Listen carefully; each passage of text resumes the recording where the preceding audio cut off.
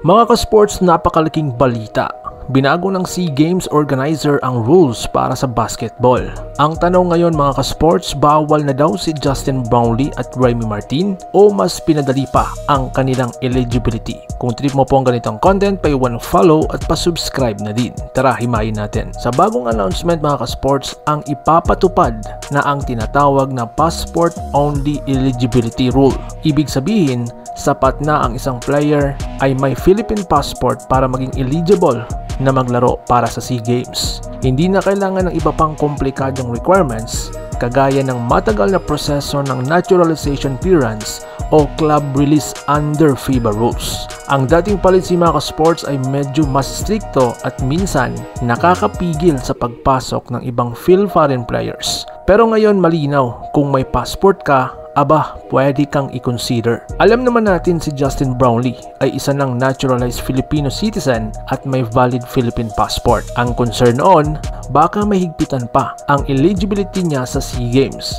Pero dahil sa bagong rule, mas lalo pang naging malinaw na eligible si Brownlee na maglaro kung siya ang pipiliin ng Gilas coaching staff.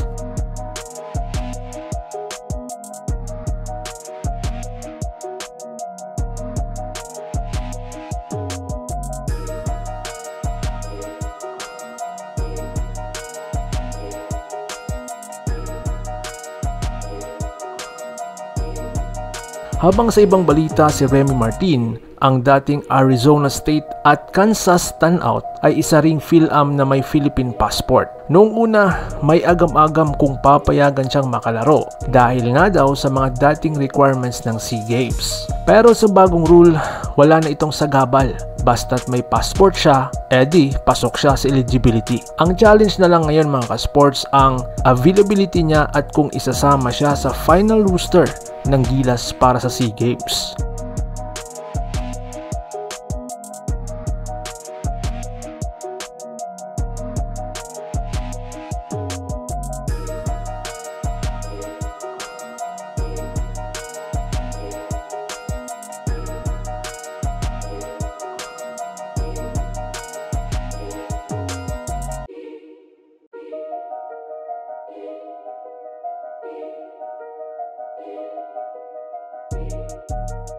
Para sa Gilas Pilipinas, napakalaking advantage nila dahil mas lumawak ang pool ng players na pwedeng i-consider. Ibig sabihin, mas maraming foreign talent na maaaring isama. Kaya hindi ito bawal kay Brownlee at Remy, kundi mas naging pabor sa Gilas. Kaya kung naririnig nyo yung haka-haka na takot sa Gilas kaya binago ang rules, sa totoo lang, mas lalo pang lumakas ang chance natin. Kaya mga ka-sports, ano sa tingin nyo?